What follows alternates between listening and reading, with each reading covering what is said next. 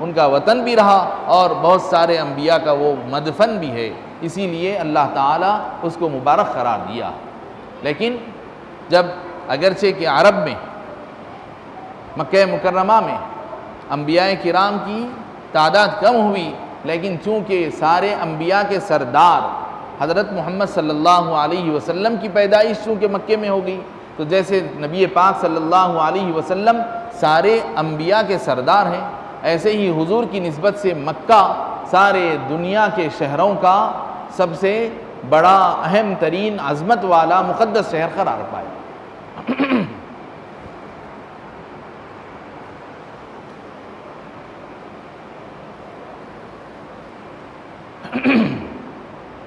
حاضرین محترم،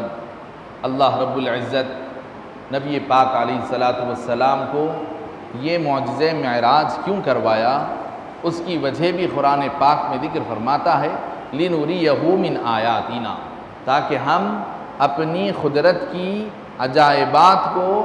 اس نبی پاک علیہ السلام کو دکھائیں۔ تو بات دراصل یہ ہوئی کہ یہ جو معجزہ معراج کا واقعہ پیش آیا، سیرت نگار علماء کرام محدثین لکھتے ہیں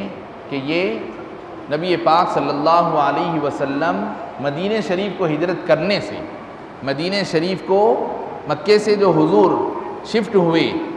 نبی پاک صلی اللہ علیہ وسلم مکہ مکرمہ سے مدینہ منورہ کو جو شفٹ ہوئے، مائیگریٹ ہوئے، ہجرت کیے، اس سے 6 مہینے پہلے یا 1 سال پہلے، یا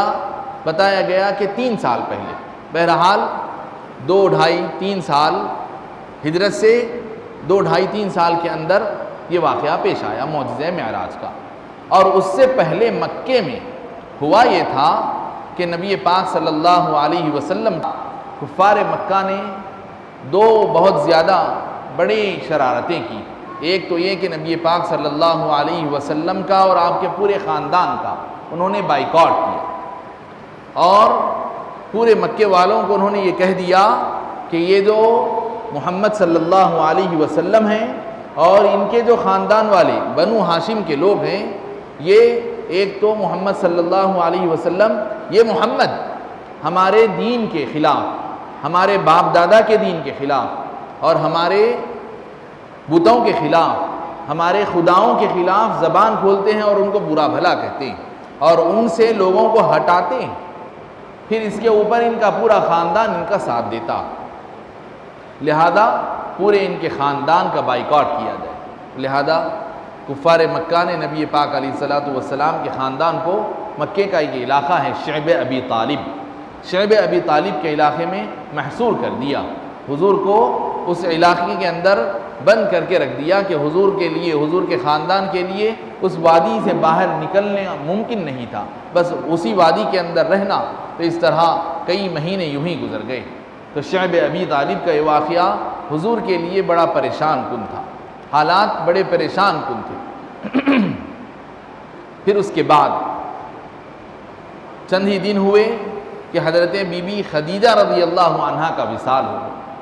حضرت ابو طالب کا وصال ہو گیا، حضرت ابو طالب کا وصال ہوا، حضرت بی بی خدیجہ رضی اللہ عنہا کا بھی وصال ہو گیا۔ تو حضور کے لیے ان دونوں سے بڑی ڈھارس بندی ہوئی تھی،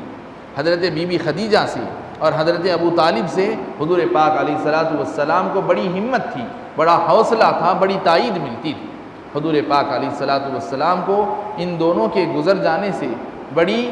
حوصلہ شکنی ہوئی۔ حضور پاک علیہ السلام کو بظاہر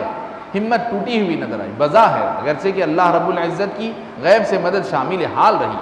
اللہ رب العزت حضور کے لیے صاف ارشاد فرما دیا وَوَجَدَكَ عَائِلًا فَأَغْنَى وَوَجَدَكَ یتیما أَلَمْ يَجِدْكَ یتیما فَآوَى۔ تو حضور پاک علیہ السلام کے لیے غیابانہ طور پر، غائبانہ طور پر حضور کی تائید ہر حال میں شامل رہی، لیکن چونکہ یہ دنیا دارالعمل ہے اور حضور کو پوری قیامت تک کی امت کے لیے اللہ تعالیٰ حضور کی سیرت کو نمونہ بنانا چاہتا تھا، اسی لیے اللہ تعالیٰ نے ان سارے احوال سے حضور پاک علیہ السلام کو گزروایا۔ تو بظاہر حضور کے لیے تھوڑی سی ہمت شکنی کا والا معاملہ پیدا ہوا۔ تو حضور کے لیے کفار مکہ نے ان حالات کو دیکھ کر، جیسے کہ ہوتا ہے کہ کبھی کوئی آدمی پریشان ہوتا ہے مجبوری میں ہوتا ہے تو دنیا والے اس کا ناجائز فائدہ اٹھانا چاہتے ہیں، اس کی مجبوری کا ناجائز فائدہ اٹھا کر اس کو بلیک میل کرنا چاہتے ہیں۔ تو آپ جس کو ہم بلیک میل کہتے ہیں، ایسے ہی ابو جہل نے نبی پاک علیہ الصلاۃ والسلام کو، کفار مکہ نے حضور کو طلب فرما کر حضور سے گفتگو کرتے ہوئے کہا کہ اے محمد، آخر تم کیا چاہتے ہو؟ تم ہمارے ان بتوں کو، ان خداؤں کو کیوں برا بھلا کہتے ہو؟ کیا اگر تم بادشاہت چاہتے ہیں تو ہم تم کو مکے کا بڑا سردار بنا دیں گے، لیکن تم ہمارے خداؤں کو برا بھلا چھوڑنا کہنا بند کر دو۔ اگر عرب کی بڑی کوئی معزز خوبصورت ترین خاتون سے نکاح کرنا چاہتے ہیں تو ہم تم کو عرب کی بڑی معزز خاتون سے تمہاری شادی کروا دیں گے، لیکن تم ہمارے خداؤں کو برا بھلا کہنا چھوڑ دو۔ اگر تم دولت چاہتے ہیں تو ہم تمہارے لیے دولت کے انبار لگا دیں گے۔ یہ کہہ کر ابو جہل حضور پاک علیہ الصلاۃ والسلام کو ایک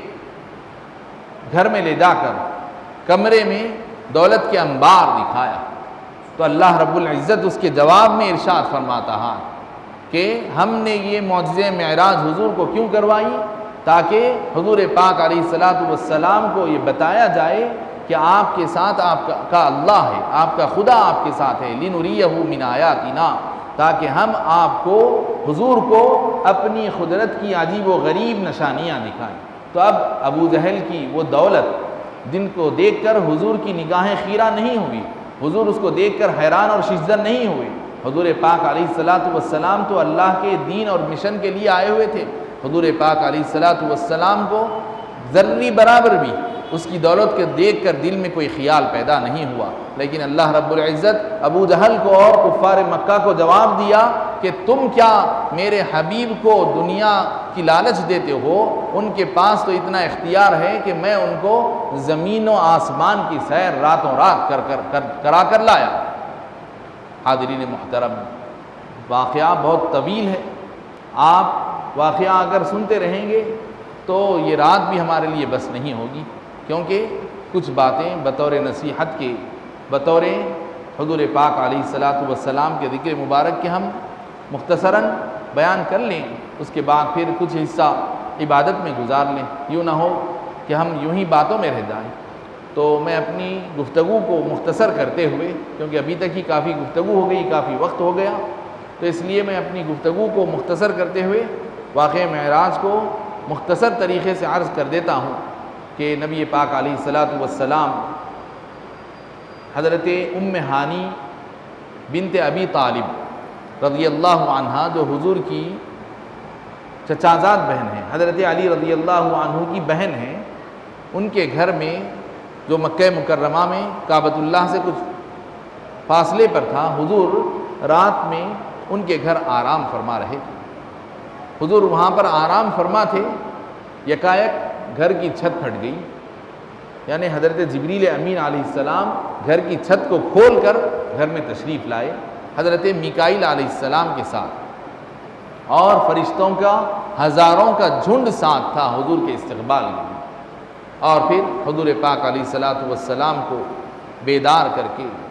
نہایت ہی ادب، نہایت ہی محبت، نہایت ہی عقیدت کے ساتھ حضور کو بیدار کر کے وہاں سے حضور پاک علیہ الصلاۃ والسلام کو کعبۃ اللہ شریف میں لے کر گئے۔ پھر وہاں جانے کے بعد نبی پاک علیہ الصلاۃ والسلام کعبۃ اللہ میں پھر لیٹ گئے۔ روایت میں آتا ہے کہ حضور دوبارہ پھر لیٹ گئے اور پھر حضور کو دوبارہ نیند لگ گئی، تو پھر حضرت جبریل امین علیہ السلام دوبارہ نبی پاک علیہ الصلاۃ والسلام کو بیدار کیے۔ پھر نبی پاک علیہ الصلاۃ والسلام کے پاس جنت سے ایک نورانی طبق لایا گیا، یعنی ایک نورانی کشتی میں حضور پاک علیہ الصلاۃ والسلام کے لیے نور و حکمت سے بھرا ہوا ایک طبق، ایک کشتی لائی گئی، اس کے اندر نور یعنی روشنی جس کو کہتے ہیں، اللہ کا جو نور ہوتا ہے، نور اور حکمت یعنی علم اور حکمت اس کے اندر بھرا ہوا، وہ لایا گیا اور نبی پاک علیہ الصلاۃ والسلام کو صدر کیا گیا۔ نبی پاک علیہ الصلاۃ والسلام کے سینے انور کو چاک کیا گیا، کھولا گیا، جیسا کہ سرجری کرتے ہیں، جب اوپن ہارٹ سرجری کی جاتی ہے تو آدمی کے سینے کو چیر دیا جاتا ہے، کھول دیا جاتا ہے، تو روایت میں آتا ہے کہ نبی پاک علیہ الصلوۃ والسلام کے سینہ اقدس کو چاک کیا گیا، کھولا گیا، اور آپ کے قلب اطہر کو، آپ کے دل کو اندر سے نکال لیا گیا، نکال کر زمزم کے پانی میں، جو حضرت جبریل امین علیہ السلام زمزم کا پانی جو ساتھ لائے تھے، اس زمزم کے پانی سے نبی پاک علیہ الصلوۃ والسلام کے قلب اطہر کو دھویا گیا، زمزم کے پانی سے قلب اطہر کو دھویا گیا، اور پھر وہ جو نورانی طبق، نورانی جو کشتی تھی، جو نور اور حکمت اور علم سے بھری ہوئی، اس نور اور حکمت کو پورا اس میں اونڈیل دیا گیا، پورا اس کے اندر بھر دیا گیا، اور پھر اس کے بعد نبی پاک علیہ الصلوۃ والسلام کے قلب اطہر کو آپ کے سینہ اقدس میں رکھ کر پھر سے دوبارہ سینہ انور کو برابر کر دیا گیا۔ تو دیکھیے آپ، یہ واقعہ بھی نبی پاک علیہ الصلوۃ والسلام کے سینہ مبارک کو چاک کر کے، آپ کے قلب اطہر کو نکال کر اس کے اندر نور اور حکمت کو بھرنے کا یہ جو واقعہ ہے، اب موجودہ سائنس کے اعتبار سے یہ اوپن ہارٹ سرجری کا ایک کانسیپٹ پیش کرتا ہے، اگرچہ کہ مسلمانوں نے اس پر کبھی غور نہیں کیا تھا۔ اوپن ہارٹ سرجری کا ٹریٹمنٹ آنے سے پہلے مسلمان تو کبھی اس پر غور نہیں کیے، لیکن مگر دوسری دنیا کے لوگ شاید اسی سے روشنی حاصل کی ہو، اسی سے روشنی حاصل کر کے اسی سے ان کو کچھ اشارہ ملا ہوگا اور انہوں نے ایسا کچھ سوچا ہوگا۔ بہرحال اوپن ہارٹ سرجری کا یہاں پر ہم کو ایک کانسیپٹ ملتا، تو معجزہ معراج اس کے اندر کتنے بصائر اور نشانیاں اللہ رب العزت کی ہیں، لِنُرِيَهُ مِنْ آیاتنا، اللہ کی قدرت کی عجیب و غریب نشانیاں۔ تو بہرحال نبی پاک علیہ الصلوۃ والسلام کے لیے پھر ایک نورانی سواری جس کو براق کہتے ہیں وہ لائی گئی۔ حضرت نبی پاک علیہ الصلوۃ والسلام اس پر سوار ہوئے، اور نبی پاک علیہ الصلوۃ والسلام کے ساتھ ساتھ حضرت جبریل اور حضرت میکائیل بھی ساتھ ہو گئے، اور ایک روایت میں آتا ہے کہ حضرت جبریل خود حضور کے ساتھ اس براق پر پیچھے بیٹھ گئے، اور حضور کے آزو بازو دائیں بائیں فرشتوں کا ہزاروں کا ایک جھنڈ اور جھرمٹ تھا۔ حضور پاک علیہ الصلوۃ والسلام معراج کا سفر کی شروعات کی، اور یہاں سے سفر شروع ہوا بیت المقدس کی جانب، فلسطین کے شہر کی طرف۔ تو نبی پاک علیہ الصلوۃ والسلام جب روانہ ہوئے تو راستے میں نبی پاک علیہ الصلوۃ والسلام کے لیے حضرت جبریل امین نے کہا، ایک مقام جب آیا جہاں پر کھجوروں کے بن تھے، کھجور کے درخت انتہائی کثرت میں، بہت زیادہ کھجوروں کے درختوں سے وہ معمور تھا وہ شہر، بے حد کھجور کے درخت ہی درخت شہر میں نظر آ رہے تھے۔ اس زمین کے علاقے میں حضرت جبریل امین نے کہا کہ حضور یہاں پر آ کر 2 رکعت نماز ادا فرمائیے۔ نبی پاک علیہ الصلوۃ والسلام 2 رکعت نماز ادا فرمائے، پھر دوبارہ سفر آگے بڑھا، تو پھر حضرت جبریل امین علیہ السلام پھر آگے جانے کے بعد ایک اور مقام پیش آیا، تو وہاں پر حضرت جبریل امین نے کہا کہ حضور یہاں پر 2 رکعت نماز ادا فرمائیے۔ وادی سینا جس کو کہتے ہیں، حضرت موسیٰ علیہ السلام کو جہاں پر وحی نازل ہوئی شجر موسیٰ علیہ السلام کے پاس، اس مقام پر نبی پاک علیہ الصلوۃ والسلام 2 رکعت نماز ادا فرمائے۔ پھر وہاں سے آگے بڑھتے ہوئے نبی پاک علیہ الصلوۃ والسلام پھر حضرت عیسیٰ علیہ السلام کا جو جائے پیدائش شہر ہے بیت اللحم جس کو کہتے ہیں، اس مقام پر نبی پاک علیہ الصلوۃ والسلام اتر کر پھر وہاں پر حضرت جبریل امین علیہ السلام نے 2 رکعت نماز پڑھنے کے لیے کہا، تو حضور وہاں 2 رکعت نماز ادا فرمائے۔ پھر وہاں سے پھر آگے بڑھے براق پر تشریف فرما ہو کر، تو راستے میں ایک بڑھیا حضور کو راستے کے کنارے، بوڑھی عورت حضور کو آواز دینے لگی، تو جبریل نے کہا کہ حضور اس کی طرف توجہ مت کیجیے اور آپ اپنا سفر جاری رکھیے، آگے بڑھیے۔ حضور پاک علیہ الصلوۃ والسلام اس کی طرف دھیان اور توجہ دیے بغیر آگے بڑھ گئے۔ پھر کچھ آگے جانے کے بعد ایک بوڑھا حضور کو آواز دینے لگا، تو پھر جبریل امین علیہ السلام نے کہا کہ حضور آپ اس کی طرف توجہ کیے بغیر آگے بڑھ جائیے۔ اس طرح نبی پاک علیہ الصلوۃ والسلام بیت المقدس کے لیے جب روانہ تھے، تو راستے میں نبی پاک علیہ الصلوۃ والسلام سے حضرت جبریل امین نے کہا کہ حضور وہ جو کھجوروں کا بن تھا، کھجوروں سے بھرا ہوا جو علاقہ تھا، وہ آپ کا جائے ہجرت ہے، وہاں پر آپ کل کے دن ہجرت فرمانے والے ہیں، وہاں آپ کی ہجرت ہوگی۔ پھر وادی سینا حضرت موسیٰ علیہ السلام کا شہر ہے، حضرت جبریل نے اس کا تعارف دیا کہ یہ موسیٰ علیہ السلام کا شہر ہے، یہیں پر اللہ رب العزت نے حضرت موسیٰ علیہ السلام پر اسی درخت کے پاس اللہ تعالیٰ نے، جس میں سے حضرت موسیٰ کو آگ نکلتی ہوئی دکھائی دی تھی، اسی درخت کے پاس حضرت موسیٰ پر وحی نازل ہوئی تھی۔ پھر وہ بیت اللحم کے متعلق بتایا کہ حضرت عیسیٰ علیہ السلام کی پیدائش کا شہر۔ پھر فرمایا کہ وہ جو بڑھیا آپ کو آواز دے رہی تھی حضور، وہ دراصل دنیا تھی، دنیا کی عمر اب اتنی ہی باقی رہ گئی۔ حضرت آدم کے پیدائش سے لے کر دنیا گزرتے گزرتے اب آپ کا زمانہ آئے تک دنیا گویا اتنی زیادہ گزر گئی اس کی عمر کہ اب یہ بالکل بوڑھی ہو گئی ہے، اب بالکل مرنے کے قریب آ گئی ہے، یعنی قیامت قریب ہے، اور وہ دنیا آپ کو اپنی طرف للچا رہی تھی، اپنی طرف مائل کرنا چاہتی تھی۔ آپ اچھا ہوا اس کی طرف نظر نہیں فرمایا اور آگے بڑھ گئے۔ پھر وہ جو بوڑھا نظر آیا وہ شیطان تھا، وہ بھی آپ کو اپنی طرف بہکانا چاہتا تھا، آپ نے اس کی طرف توجہ نہیں کی اور آگے بڑھ گئے۔ پھر اس کے بعد نبی پاک علیہ السلام کو ابھی راستے میں، ابھی بیت المقدس ابھی پہنچے بھی نہیں، راستے میں مختلف قسم کے گناہ گاروں کے عذابوں کی شکلیں عالم مثال میں دکھائی گئی۔ کہیں تو نبی پاک علیہ السلام راستے سے گزرتے ہوئے دیکھے کہ کچھ لوگ ہیں، ان کے ناخن تانبے کے ناخن ہیں ان کے، اور ان ناخنوں سے وہ اپنے چہروں اور سینوں پر کھروچے ڈال رہے ہیں، اپنے آپ کو کھروچ لے رہے ہیں، نوچ لیتے جا رہے ہیں، اور ان کے جسم سے خون رس رہا ہے، بہہ رہا ہے۔ نبی پاک علیہ السلام تو حضرت جبریل امین نے کہا کہ حضور یہ وہ لوگ ہیں جو دنیا میں دوسرے لوگوں کی غیبت کیا کرتے، دوسرے لوگوں کا گوشت کھاتے، یعنی ان کی پیٹھ پیچھے برائی کرتے اور لوگوں کی بے عزتی کیا کرتے، رسوائی کی باتیں بیان کرتے، لوگوں کے عیوب تلاش کیا کرتے تھے۔ پھر نبی پاک علیہ السلام آگے بڑھتے ہیں، کچھ آگے بڑھنے کے بعد آپ دیکھتے ہیں کہ ایک شخص ہے کہ ندی کے اندر پتھروں کو نوالا بنا رہا ہے اور کھاتا جا رہا ہے، پتھروں کے نوالے منہ میں ڈالتا جا رہا ہے۔ حضور پاک علیہ السلام پوچھتے ہیں کہ جبریل یہ کیا ماجرا ہے؟ تو حضرت جبریل امین علیہ السلام بتاتے ہیں کہ حضور یہ وہ شخص ہے جو دنیا میں سود کھایا کرتا تھا، سود کھانے والے کی مثال بتائی گئی۔ پھر اس کے بعد نبی پاک علیہ السلام اور آگے بڑھتے ہیں تو دیکھتے ہیں کہ کچھ لوگ ہیں، ایک قوم ہے، ایک جماعت ہے، وہ بس صبح بس یوں دانہ ڈالتی ہے، تخم ریزی کرتی ہے، دانہ زمین میں پیرنے کی دیر ہوتی ہے، بس یوں دانہ ڈالی، ادھر کھیتی اور فصل تیار ہوگی، اس کی کھیتی بالکل تیار ہو جاتی ہے اور وہ لوگ کاٹ بھی لیتے ہیں۔ پھر یہ کٹتی ہے کہ پھر دانہ ڈالتے ہیں، پھر دوسری کراپ تیار ہو جاتی ہے، پھر وہ کاٹ لیتے ہیں، بس دیکھے تک بس ایک کے بعد ایک فصل تیار ہوتی رہتی۔ تو حضور پاک علیہ السلام ان کے متعلق پوچھتے ہیں کہ یہ کیا ماجرا؟ تو جبریل امین نے عرض کیا کہ حضور یہ آپ کی امت کے جہاد کرنے والے وہ مجاہدین ہیں جنہوں نے اپنی جانوں کے نذرانے اللہ رب العزت کی راہ میں پیش کیے،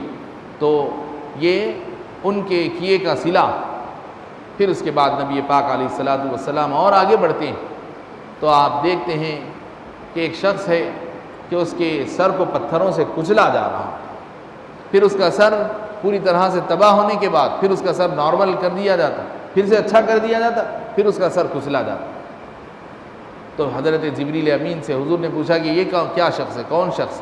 جبریل امین نے عرض کیا کہ حضور یہ وہ شخص ہے جو اپنے لیے فرض نماز پڑھنے کو اپنے لیے ایک بوجھ سمجھتا تھا،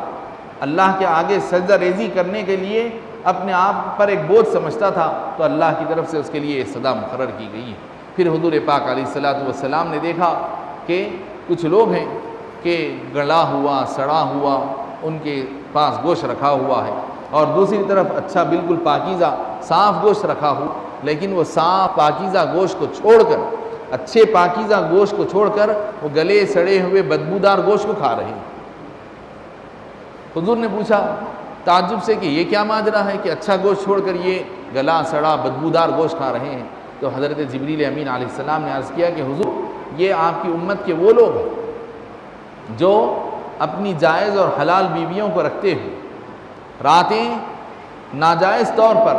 غیر محرم عورتوں کے پاس جا کر گزارتے تھے اور بدکاریوں میں اپنی راتیں گزارا کرتے تھے، ان کے لیے اللہ تعالیٰ کی طرف سے یہ سزا مقرر ہے۔ تو الغرض مختلف گناہوں کے لیے عالم مثال میں حضور پاک علیہ الصلاۃ والسلام کو یہ مثالیں مختلف گناہ گاروں کے عذاب کی دکھائی گئی۔ پھر بہرحال نبی پاک علیہ الصلاۃ والسلام مسجد اقصیٰ کو جب پہنچتے ہیں تو وہاں پر نبی پاک علیہ الصلاۃ والسلام جو زمانہ دراز سے وہاں ایک پتھر تھا، اس پتھر کے اندر ایک کنڈی تھی، ایک حلقہ بنا ہوا تھا، اس حلقے سے انبیاء کرام اپنی سواریوں کو باندھا کرتے تھے۔ تو نبی پاک علیہ الصلاۃ والسلام کے لیے حضرت جبریل امین علیہ السلام نے اس پتھر کی نشاندہی کی، اور اس کے اندر